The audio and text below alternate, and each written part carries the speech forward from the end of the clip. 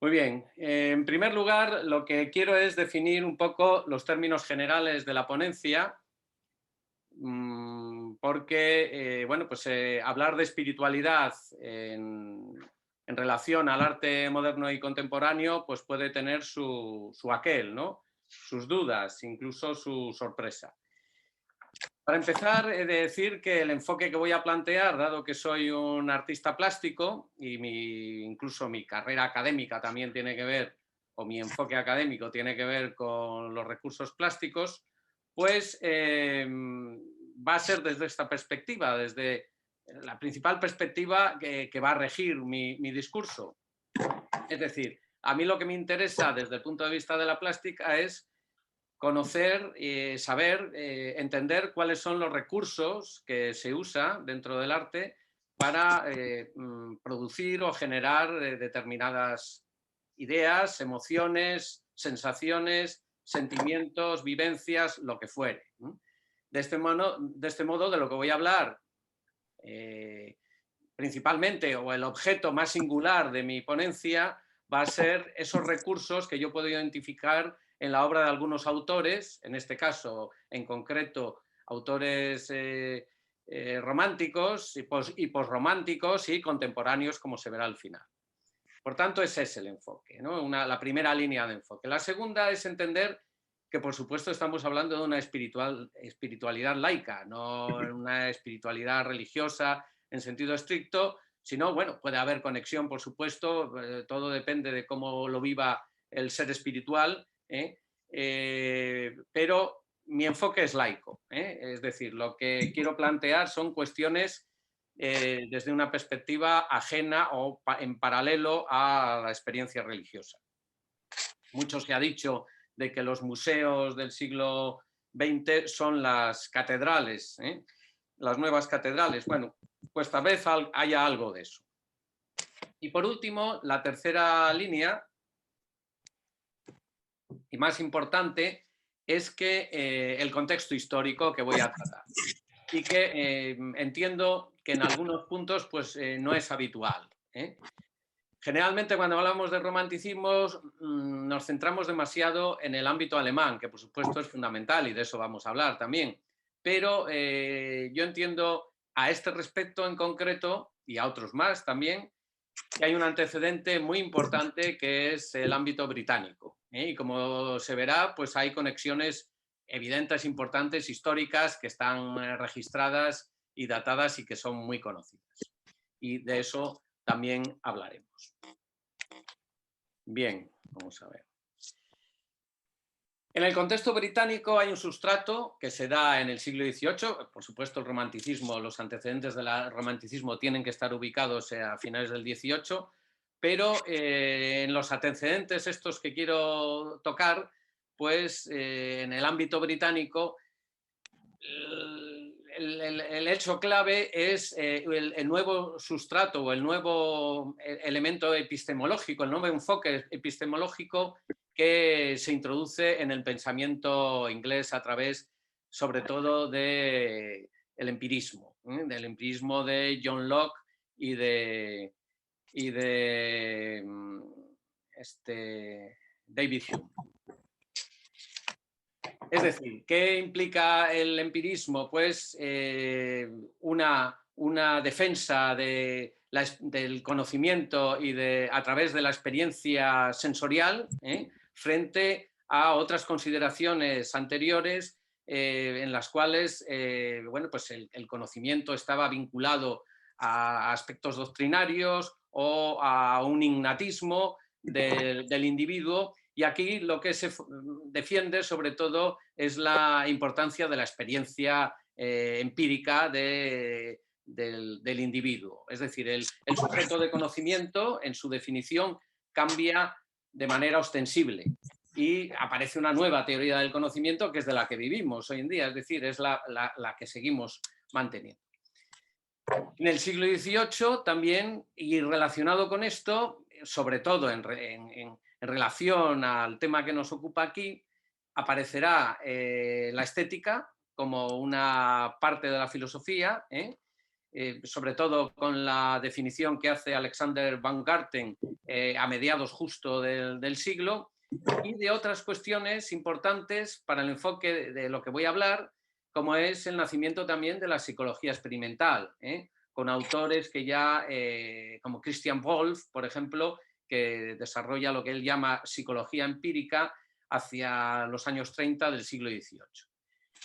Es decir, ese sería un poco el sustrato que entiendo yo que puede definir esto, esa nueva espiritualidad de la que quiero hablar en esta ponencia.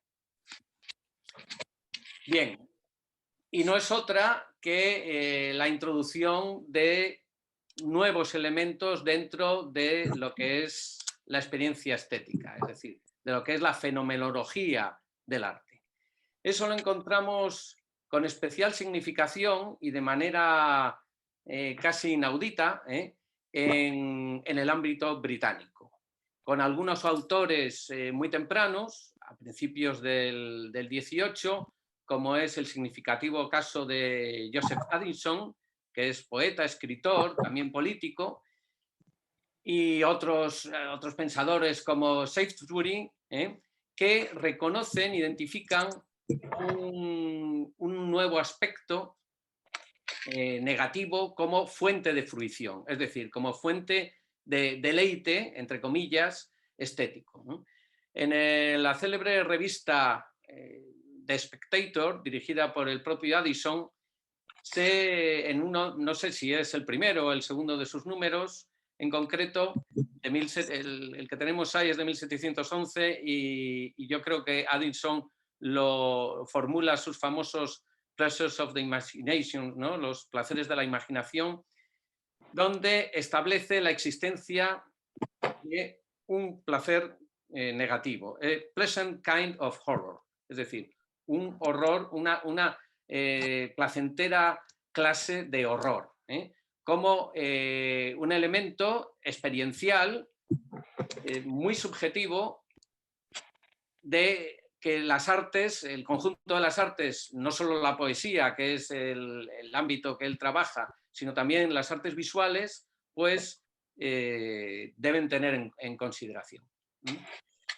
Bien, el tema de la ensayística de las artes, como titulo esta diapositiva, tiene un calado importantísimo en Gran Bretaña. En Gran Bretaña se produce, sobre todo a partir de mediados del siglo, con la creación de la Royal Academy, de la Real Academia de Bellas Artes, una ingente actividad ensayística, teórica, por tanto, en la que participan no solamente críticos y, bueno, pues como sería hoy en día, sino también los propios artistas.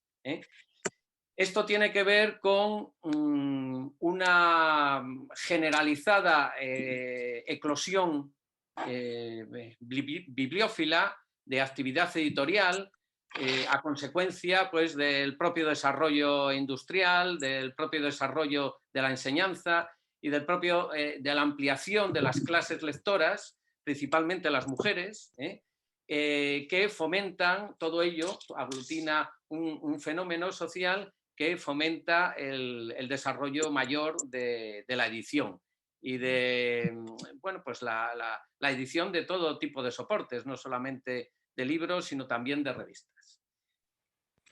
En relación a lo que estamos tratando aquí, tal vez el libro más emblemático, el ensayo más emblemático, es el famoso Philosophical Inquiry into the Origin of Our Ideas of the Sublime and Beautiful, de Edmund Burke, que es un político y que produce este libro de manera bueno, pues singular, porque su principal obra es de carácter político y sus principales aportaciones en el momento son políticas. Sin embargo, este libro va a ser clave para el desarrollo de la estética moderna hasta el día de hoy. Esta reflexión en torno a nuestras ideas sobre lo sublime y lo bello conecta estrictamente con lo que acabo de plantear en cuanto a la introducción de un nuevo valor estético, el valor negativo, que identificaba Addison y que está relacionado con lo sublime. Es decir, a partir del ensayo de Burke se construye un sistema estético, por así decirlo, que ya no está solamente formado por el ideal clasicista de la belleza, sino que está formado por ese y su antítesis, que sería el de lo sublime.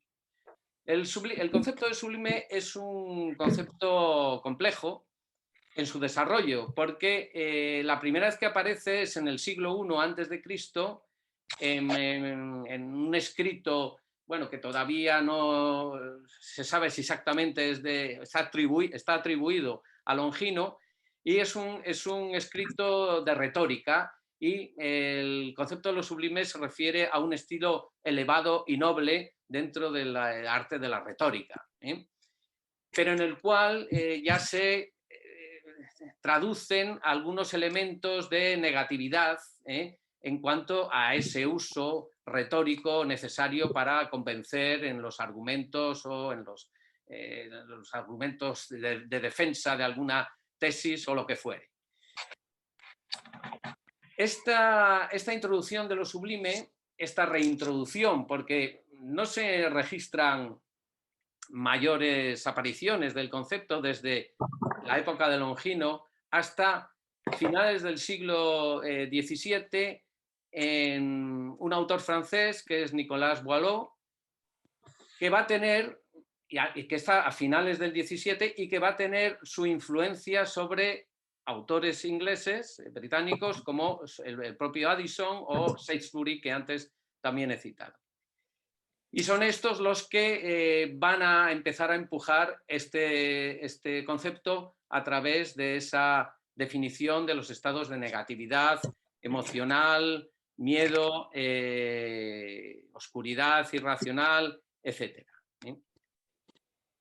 Bien, entonces tenemos construido un sistema inicialmente que está formado por dos grandes conceptos, que en realidad lo que pretenden recoger es toda la fenomenología, digamos, del humano, por así decirlo, que entiendo que eso es la intención de la estética, por supuesto, la estética ya formal como disciplina filosófica, y por supuesto es la propia intención del arte moderno, contemporáneo, sobre todo. Es decir, el arte contemporáneo lo que persigue es abarcar toda la fenomenología del humano.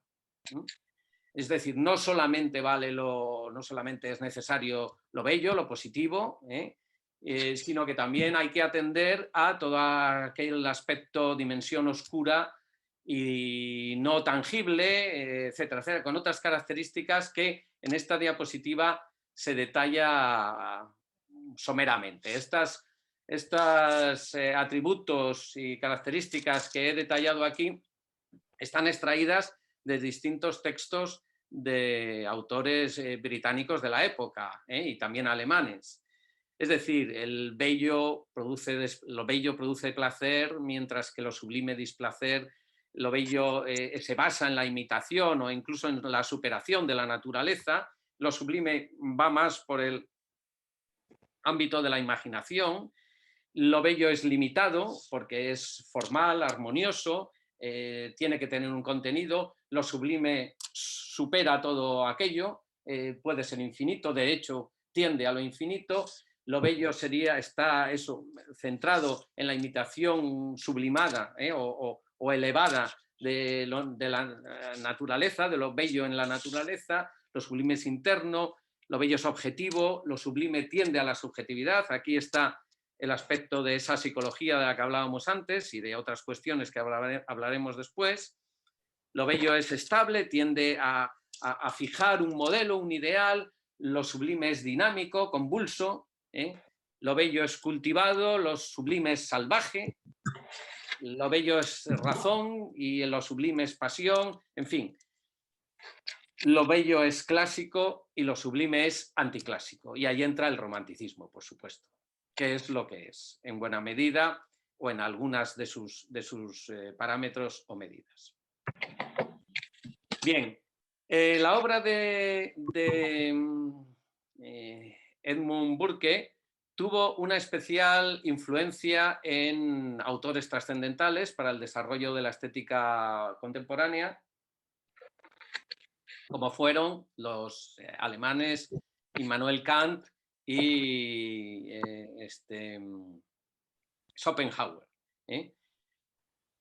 Como veremos más adelante. Pero es un ensayo en la obra de Burke que, lejos de quedarse en el ámbito local e incluso temporal de su momento, de su época, como lo hicieron muchísimos otros ensayos que también se escribieron en la época, pues relacionados con esta cuestión de lo sublime, ha tenido una influencia enorme, tal y como he dicho antes, y después veremos cómo aparece en la obra de los autores alemanes que he referido. Por ejemplo, por poner dos ejemplos de esa ensayística tan proclive que identificamos en todo el siglo XVIII británico, dos citas, ¿no?, que nos marcan un poco lo que puede ser lo que se entendía por sublime. Voy a leer. Siempre que un objeto grande y terrible se presenta en la naturaleza o una afección magnánima y exaltada de la mente humana se revela, entonces, si atrapas fuertemente a la impresión y la exhibes de forma viva y entusiasta, habrás dibujado lo sublime. Aquí he subrayado esa afección magnánima y exaltada de la mente humana, porque lo sublime es algo que desborda. Recuerdo de nuevo que ese sublime anterior de Longino se conformaba con ser un estilo de retórica elevado, pero aquí ya se le está configurando con otras características, como hemos detallado hace un momento. Bien, otra cita, en este caso de otro ensayo propiamente sobre lo sublime, de otro autor que es John Valjean, pues no solo la naturaleza, las dimensiones y los efectos del origen de la sensación de lo sublime es lo que elude su fijación, clasificación y orden, es decir, es algo que se nos escapa, sino también la finalidad de tal sensación, el desencadenamiento de una elevada conciencia. Es decir, está remitiendo a aspectos subjetivos, internos, psicológicos, de una emoción profunda por parte del espectador, Y esta idea del espectador también es muy importante dentro del desarrollo de la ponencia que estoy presentando aquí. Bueno, además de esa ensayística, que tiene una naturaleza principalmente teórica, hay que destacar que en el ámbito británico, y tal vez por ello surgen este tipo de reflexiones estéticas, pues hay una cierta tradición, sobre todo a través de dos autores, como son Milton y Shakespeare, una cierta afinidad, un cierto gusto con esos aspectos negativos, oscuros, infinitos, penetrantes, no solamente del ámbito del humano, sino también del ámbito de lo cósmico, de la naturaleza, de cómo se presenta esta, etcétera, etcétera. Y a ello, si rastreamos cuáles son las principales obras editadas, obras de calidad editadas en el siglo XVIII inglés, pues encontramos en concreto que estas son el Antiguo Testamento, la obra de Homero, la Odisea y la Ilíada y la Divina Comedia de Dante. Es decir, estos autores que aparecen en pantalla o estas obras que aparecen en pantalla son los principales autores, por otra parte, de esa estética de lo sublime.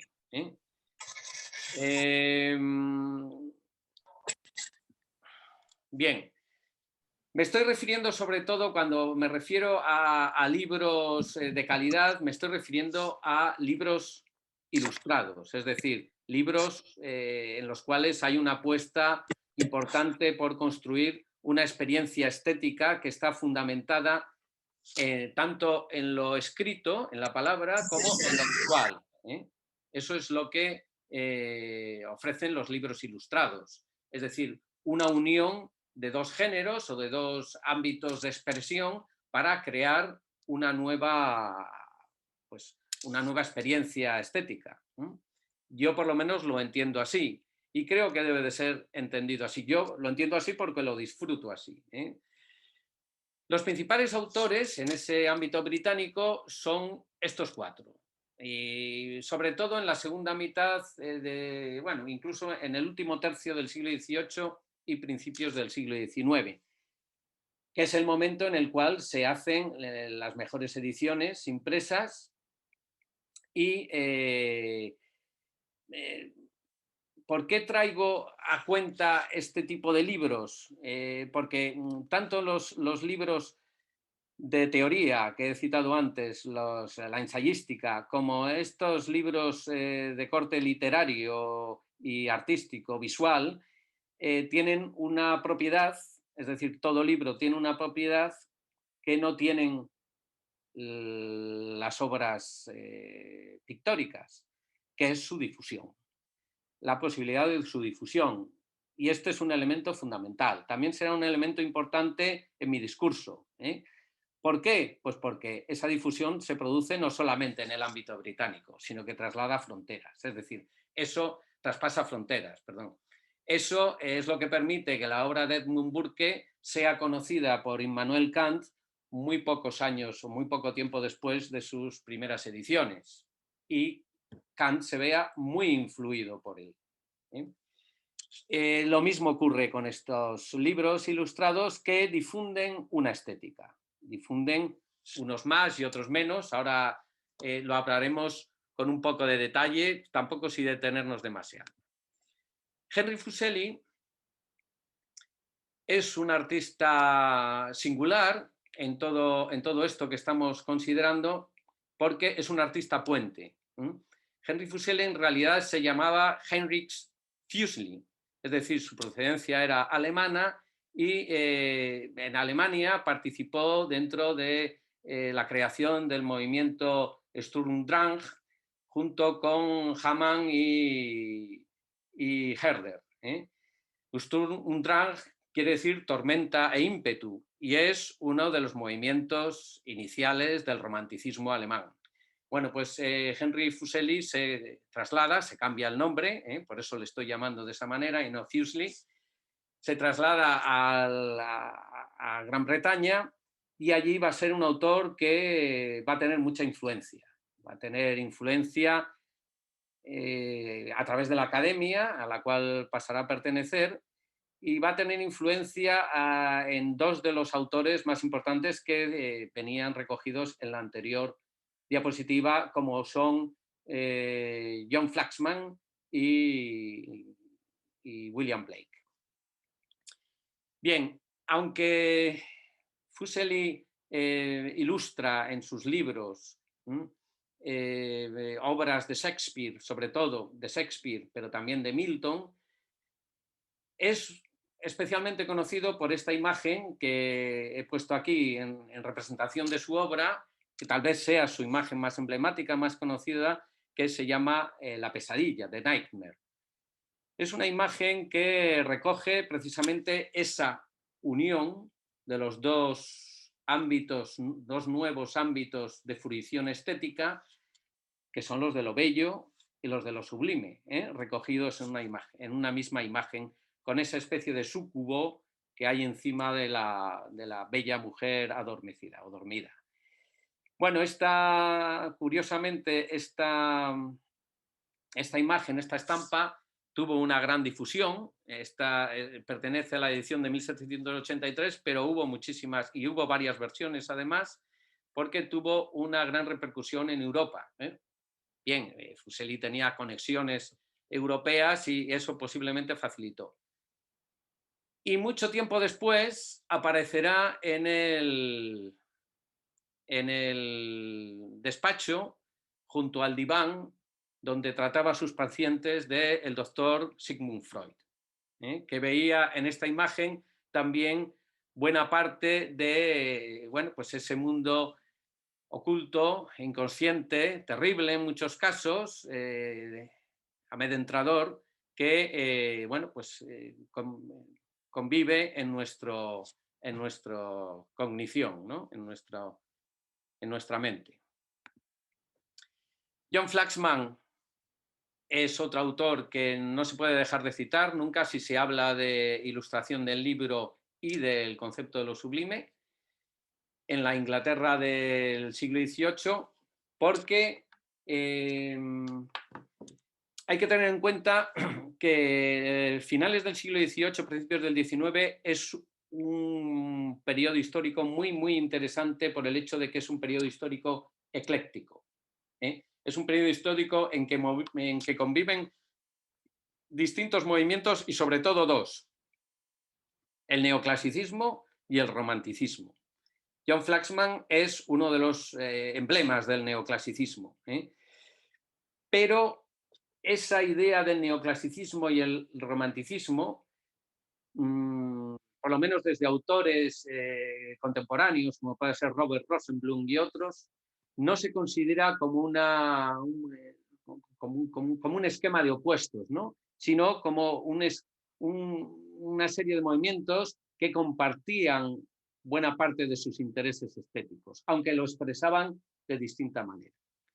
La forma de expresar de John Flaxman es neoclásica, está basada en la pureza, en la idea de pureza, como decía Winkelmann, la noble simplicidad y serena grandeza del arte, pero busca objetivos muy parecidos a los de algunas posiciones románticas.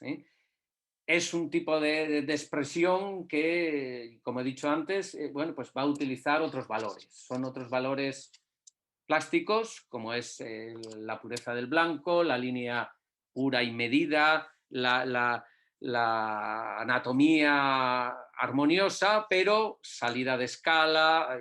Bueno, usa otros recursos, que no vamos a profundizar aquí para no complicarlo tampoco mucho más, porque prefiero centrarme en otras cuestiones.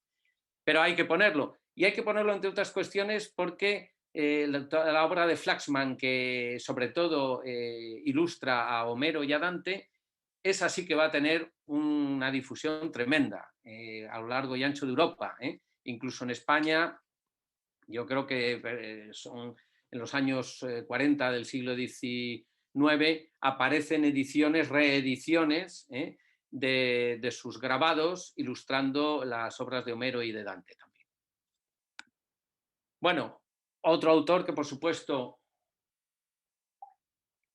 no puede dejarse de mencionar y además está estrictamente relacionado con la estética de lo sublime es el muy singular y ecléctico y manierista William Blake, perdón, que es un autor especialmente singular porque, bueno, no se sujeta demasiado a ningún estilo e incluso es tachado, en su época es poco reconocido, en su época su obra más especial, que son los libros ilustrados, precisamente, que los hace él mismo porque él es de formación grabador, no son especialmente apreciados, se han perdido muchos ejemplares, había también muy pocos.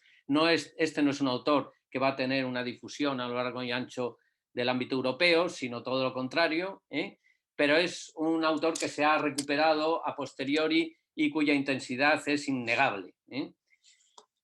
Por ejemplo, lo vemos en obras como estas que pertenecen a sus libros ilustrados mediante, bueno, no solamente ilustrados, sino él hacía todo el libro, tanto el texto, que son sus poemas, como las imágenes, y además realizaba esta fusión tan increíblemente moderna o contemporánea entre texto e imagen, que bueno,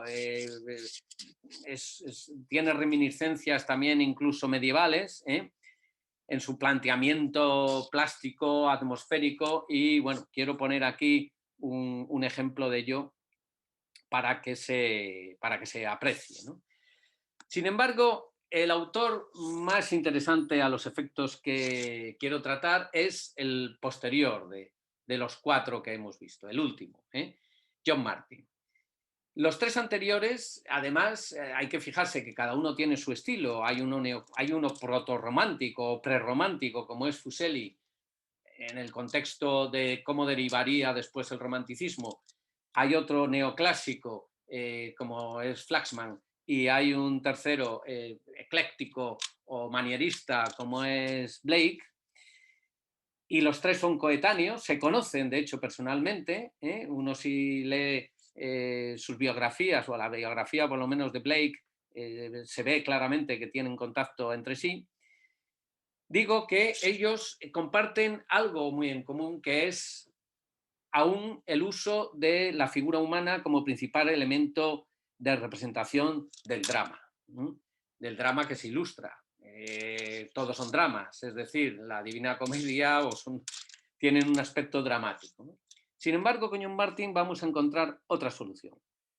Y va a ser el elemento del paisaje, de un paisaje muy especial, de un paisaje atmosférico, de un paisaje grandioso, de un paisaje elevado ya de por sí, que lo va a llevar a cabo tanto en la ilustración del Paraíso Perdido, que es su gran obra, de la que se hacen múltiples ediciones que también traspasan las fronteras, y tiene unas singularidades que va a compartir también con el más famoso y por seguro que por todos conocidos William Turner. De hecho, son competidores en cuanto a mercado, porque trabajan el mismo tema, que podríamos resumirlo en la idea de la catástrofe natural, que tiene que ver directamente con la estética de lo sublime, es decir, la estética de esas fuerzas poderosas de la naturaleza que pueden aplastar a un ser humano abandonado de los dioses. Estamos a finales del 18, principios del 19, desde el punto de vista romántico, y está huérfano de toda ayuda, ¿no?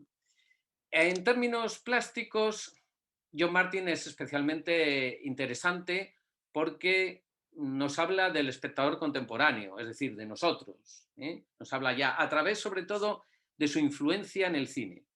Hay una influencia directa que está reconocida, que es en las grandes superproducciones americanas de Hollywood, de autores como Cecil B. DeMille, con estas panorámicas, como el ejemplo que muestro aquí, casi en cinemascope, con unos puntos de fuga intensísimos, con una representación de fuerzas sobrecogedoras, y que conecta perfectamente con un gusto contemporáneo por lo que nos ofrece el cine. El cine nos ofrece en la sala oscura de una sala de proyección, pues en la oscuridad de una sala de proyección, estas imágenes también que nos lleva a penetrar en grandes y en sublimes paisajes con elementos, con fuerzas terribles que nos sobrepasan, ¿no?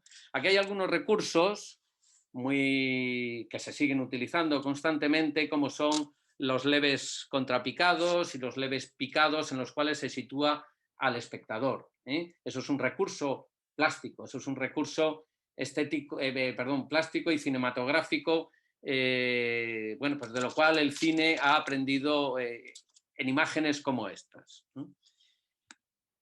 Asimismo, no solamente hay esa reminiscencia o relación con lo que vendrá después en el cine de las grandes superproducciones históricas, como es el caso de B. DeMille, sino también con otras producciones más cercanas a nuestros días, como puedan ser todas las sagas y las series dedicadas a la Guerra de las Galaxias y toda la ciencia ficción que se desarrolla en ámbitos o en contextos paisajísticos muy imaginativos en cuanto a sus formas y a sus elementos, ¿no?, naturales.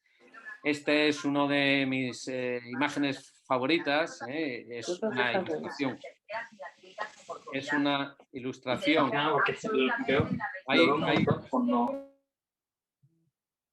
Es una ilustración para el Paraíso Perdido de John Martin también, es el puente sobre el caos.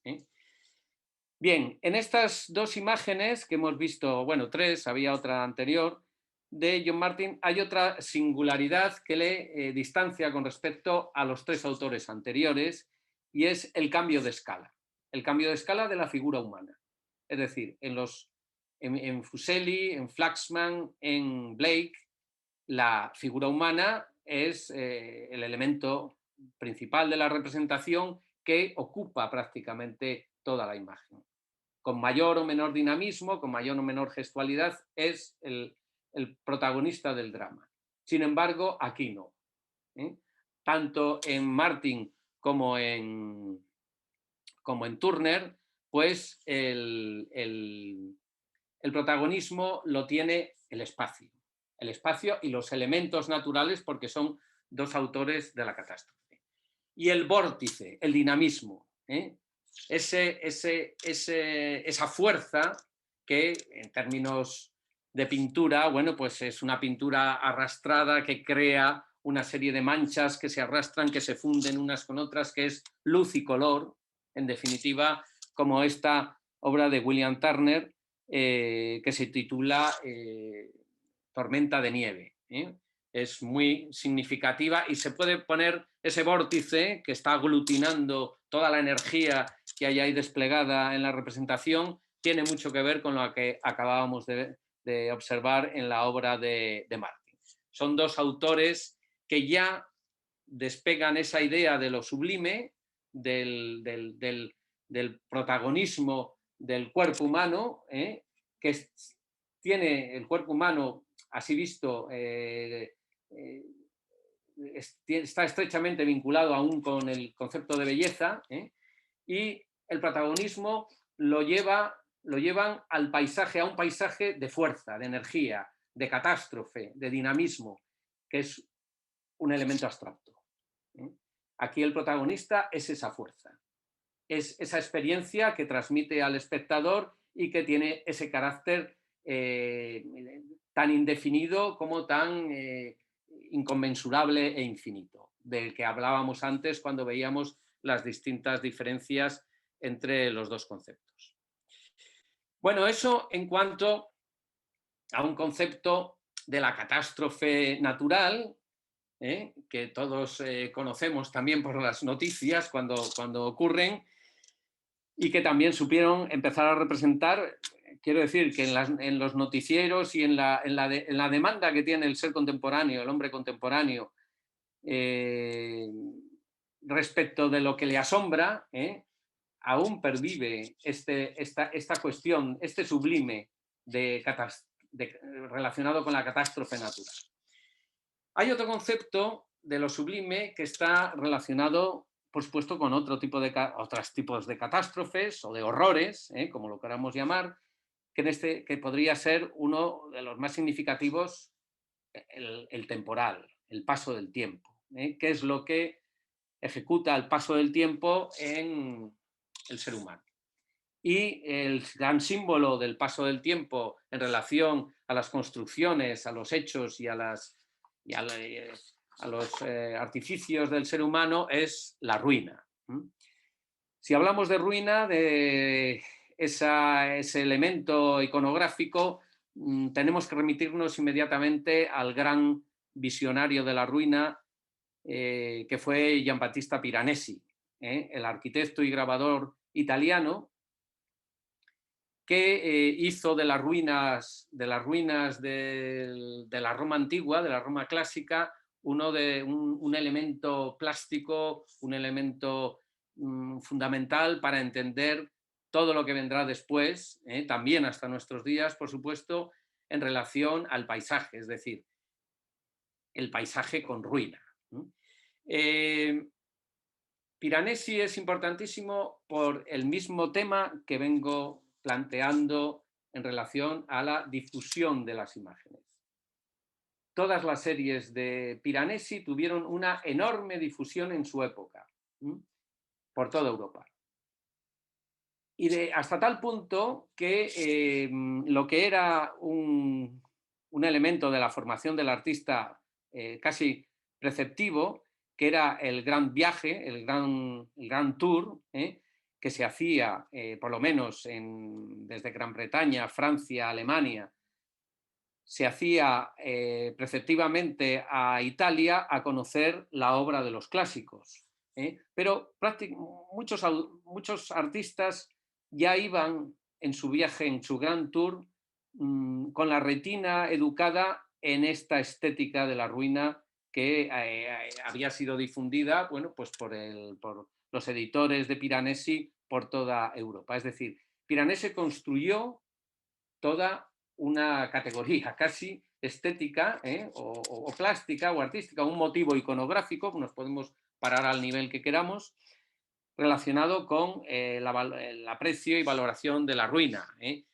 Además de esto, si hablamos de literatura de la fruición estética negativa, del horror, pues inevitablemente no hay obra que no cite a lo que fue la serie, por lo menos, o lo que ha sido la serie más conocida de la obra de Piranesi a título contemporáneo, como es la serie dedicada a las cárceles. Esas cárceles imposibles, porque están llenas, son laberínticas, oscuras, tal vez estas imágenes están demasiado claras, son copias demasiado buenas, pero el ambiente que reproduce es un ambiente denso de castigo, de sufrimiento, de elementos de tortura, de artificios de tortura, etcétera, donde de nuevo el sujeto humano es diminuto y se ve superado por esa dimensión colosal de las construcciones interiores. Es una obra esta esencial dentro de esa estética de lo sublime que va naciendo. Y por supuesto, si hablamos de la ruina, nos tenemos que ir ya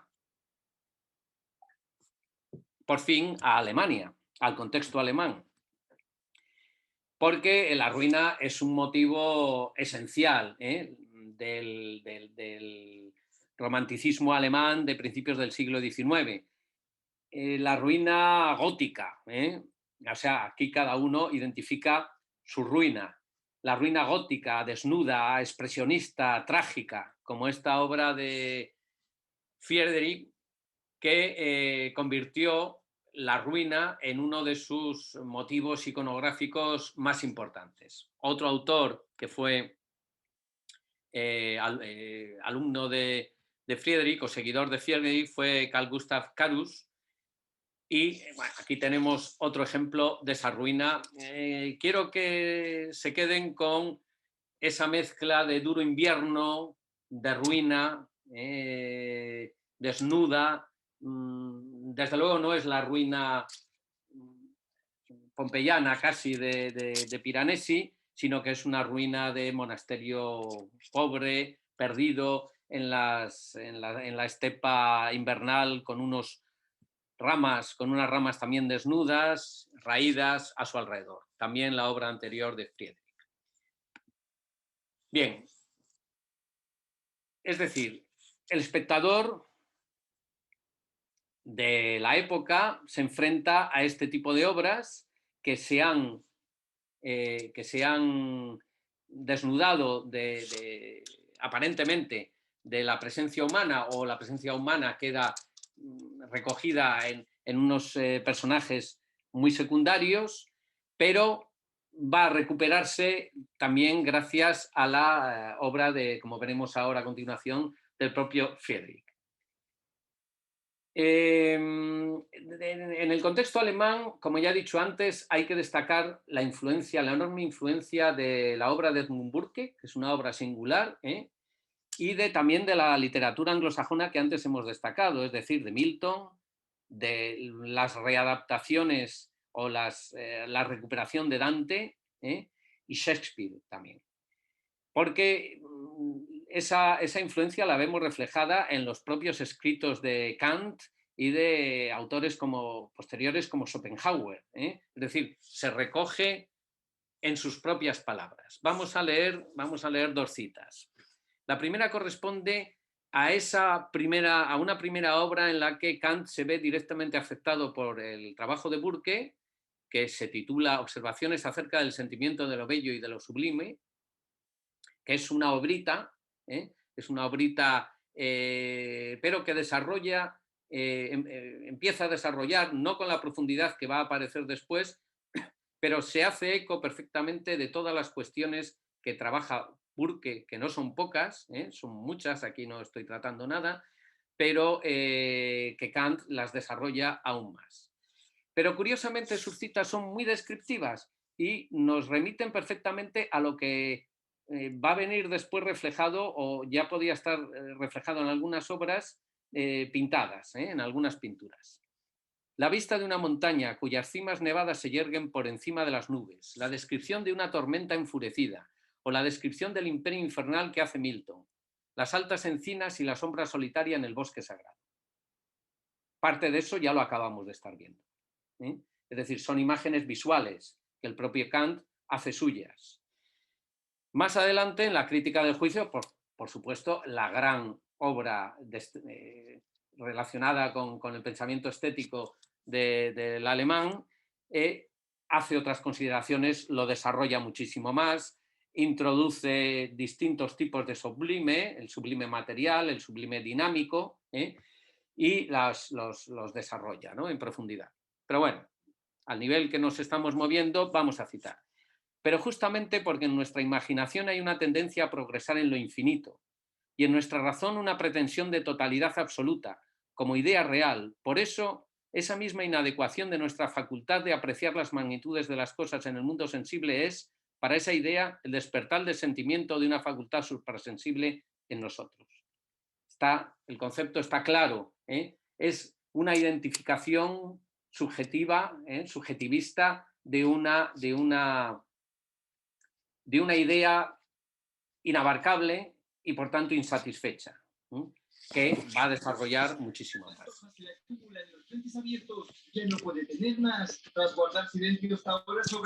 Hay una interferencia. Bueno, el otro autor que merece la pena citar y que es una delicia leer, por otra parte, es a Schopenhauer en su fundamental El mundo como voluntad y representación, que es también muy descriptivo. Dice, si nos perdemos en la contemplación de la inconmensurable grandeza del mundo en el espacio y en el tiempo, acabamos de estar viendo imágenes relacionadas con el espacio y el tiempo. Si meditamos en la infinidad de los siglos pasados y venideros, o si mirando al cielo estrellado consideramos la infinidad de los mundos y la extensión inacabable del espacio, nos sentimos pequeños y como individuos, como cuerpos vivos, como fenómenos pasajeros de la voluntad, nos perdemos como gota de agua en el océano. Es prácticamente un texto poético. Bien, pues aquí está, ni más ni menos. Si el texto anterior es de... creo que es del 19, del 19, el famoso, el célebre cuadro de Friedrich, El caminante sobre el mar de niebla, es del 18. Parece que Schopenhauer haya tenido conocimiento de esta obra porque en algunos de sus pasajes la está casi describiendo. En términos plásticos, la obra es muy interesante, muy interesante. Está marcando una nueva línea.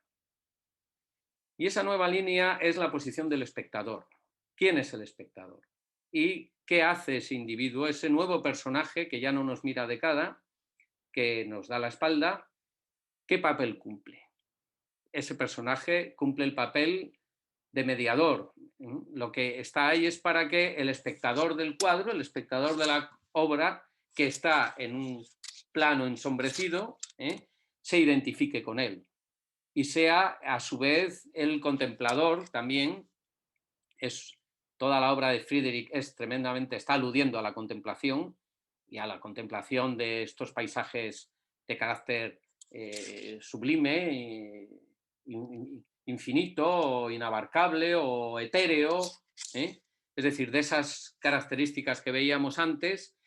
Y lo hace también desde un punto de vista, es muy importante el punto de vista en el que se sitúa al espectador del cuadro, en contrapicado, un leve contrapicado en el cual ese proceso de identificación se produce pues más sutilmente. Lo mismo ocurre en este otro caso, es decir, una iconografía vinculada a la representación de una mujer que es anónima, como el anterior, porque de lo que se pretende es que sea el espectador quien se identifique con el sujeto de la representación, ¿eh? En un ambiente también de enorme amplitud panorámica, de valores, en este caso, de otro tipo, contrarios o distintos. Lo mismo son distintos recursos, ¿no? Lo mismo hace con una pareja, siempre dándonos la espalda y siempre marcando líneas de fuga o líneas de proyección hacia lo que se está viendo, que van en picado, en contrapicado. Hay elementos por los que la vista del espectador tiene que ir atravesando, va recorriendo, hay una especie de recorrido, o con estructuras de composición tan clásicas, por otro lado, como es esta composición en triángulo, por lo cual las anclas están cumpliendo una función clave en la cual hay 3 vértices, las anclas es un vértice, las mujeres es otro vértice, el sol es el tercer vértice y los 2 hombres están por ahí en un punto intermedio. Todo eso está totalmente intencionado para crear una vista, ¿no? Para crear una composición en perspectiva y guiar nuestra mirada. Bien, hay una obra especialmente singular e inédita dentro del trabajo de Friedrich, porque esos 4 ejemplos que he puesto, en realidad, bueno, pues se puede decir que forman parte de una misma planteamiento.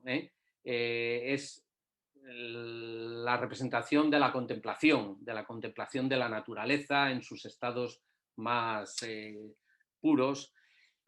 Y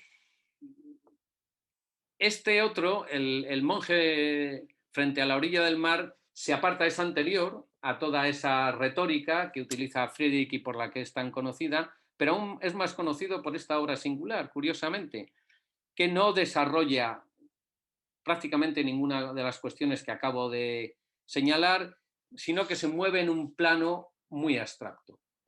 Casi yo a este cuadro le pondría al nivel de esa inquietud o de esa extrañeza o esa singularidad que tiene el famoso cuadro que está en el Museo del Prado de Goya, que es el perro, un perrito que surge de la zona baja del lienzo y no se sabe muy bien qué es lo que está haciendo. Aquí ocurre algo parecido y yo lo quiero interpretar sobre todo, o por lo menos a mí me gusta contemplarlo desde el punto de vista de una cierta tendencia a la abstracción y sobre todo a través del trabajo con la materia pictórica. Yo lo que veo aquí es sobre todo materia pictórica, una cierta densidad, una cierta aglutinamiento y fusión de tonos y de colores y de luces que crean una sensación, una cierta sensación de irrealidad. Y lo pondría en conexión, volviendo de nuevo a Gran Bretaña, con algunas de las últimas obras de William Turner, en la cual la figuración prácticamente ya ha ido desapareciendo. Estamos viendo cómo va desapareciendo la figuración, o tiene otra misión que cumplir, introducir, como veíamos en Friedrich, al espectador dentro del cuadro. Y aquí lo que hay es también materia en movimiento, ese dinamismo propio de la catástrofe, ¿no? De la catástrofe que ya veíamos antes en Turner, pero esto es otro ejemplo incluso todavía más abstracto, en el cual esa figuración casi no se percibe, es un barco que está, por supuesto, de nuevo en una tormenta de nieve y casi ha desaparecido. Y esa tendencia a la abstracción, es lo interesante, es lo que volverá a aparecer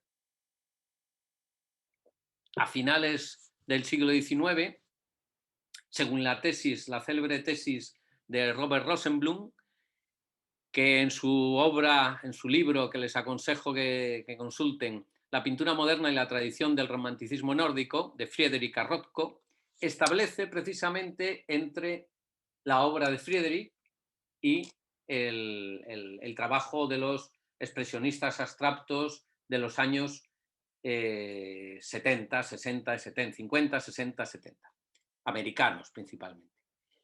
Y que yo estoy, de alguna manera, prologando con esos orígenes en la estética británica, y voy a extender después dando algunos ejemplos más.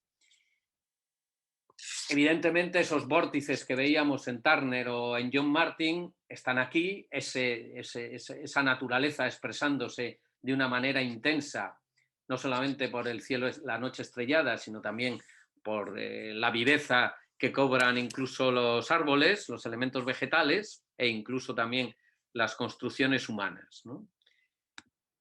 O con Edvard Munch, la explosión, el expresionismo, es el expresionismo alemán de principios de siglo, que recoge, según Rosenblum, perfectamente y expresa la idea de esa experiencia, esa búsqueda de una experiencia sublime a través del color y de las formas de la naturaleza. Todavía no nos hemos desgajado de la representación de la naturaleza. Veíamos como en Turner no se atrevía del todo, todavía permanecían allí algunos rasgos del barco que se estaba hundiendo, y aquí ocurre lo mismo, pero hay una evidente tendencia a la abstracción. Abstracción cuyo maestro, ejecutor, fue Piet Mondrian. Fue también Kandinsky, pero Piet Mondrian nos sirve como un magnífico ejemplo porque se constatan en sucesivos cuadros todo el proceso de abstracción que va desarrollando. Empezando por este tipo de obras que están relacionadas pues, con una estética Fauve, pero que enlazan perfectamente con esas ruinas, con esos elementos vegetales, árboles invernales que veíamos en las ruinas de Friedrich. Va abstrayendo el elemento vegetal, el elemento figurativo, y poco a poco se va deshaciendo hasta que acaba en un gesto abstracto cuyo siguiente paso, que no lo voy a enseñar, pero todos lo conocemos, la obra de Piet Mondrian, pues llega a una geometría totalmente ortogonal y al manejo de unos colores básicos como es el azul, el rojo, el amarillo, etc. Es decir, este proceso todavía le durará unos años más. El otro gran autor que además, en relación a todo esto, tiene una obra especialmente significativa, una obra escrita, un ensayo que se titula De lo espiritual en el arte, que es de 1911, y en el cual, a poco que entremos, pues encontramos alusiones a esa espiritualidad a través de la abstracción de las formas puras, etcétera, etcétera. Y que también, por supuesto, Rosenblum acoge dentro del desarrollo que viene desde el romanticismo, el primer romanticismo de Friedrich hasta nuestros días. O bien Rothko, que es, por supuesto, la consecuencia última de ese anhelo contemplativo, de ese anhelo de lo sublime, de la proyección emocional expresada a través del color y de la luz. Todos conocemos la obra de Rothko y la lectura entra dentro de los parámetros que venimos aquí planteando. Aquí terminaría la tesis de Rosenblum, por supuesto, pero el arte sigue utilizando esos motivos a día de hoy, y aquí tenemos, por ejemplo, uno de mis autores favoritos contemporáneos, vivos, que todavía trabajan y siguen sacando nuevas soluciones a ese viejo dilema que tiene la plástica, que es el cómo buscar nuevos recursos para desarrollar esa espiritualidad, como la queramos llamar, laica o contemplativa o que veíamos en buena parte de los autores, al menos desde John Martin hasta este mismo Tyrrell, ¿no? En el caso de Tyrrell lo hace a través de un recurso inmersivo, es decir, esa espectadora que ya hay es una espectadora viva, ¿eh? La obra es un gran espacio en el cual inunda de luz, de una luz irreal, de una luz que se puede incluso palpar o, como dice ahí, respirar, porque nos rodea, nos acoge y digamos que se sublima ya ese aspecto de lo sublime que es la contemplación o de la espiritualidad laica con la que he querido trazar el discurso de esta conferencia. Bien, y con esto termino. Espero no haberme excedido demasiado. Creo que no, por el retraso que tuvimos, más o menos ha sido un poco más de una hora. Espero que les haya interesado. Muchas gracias.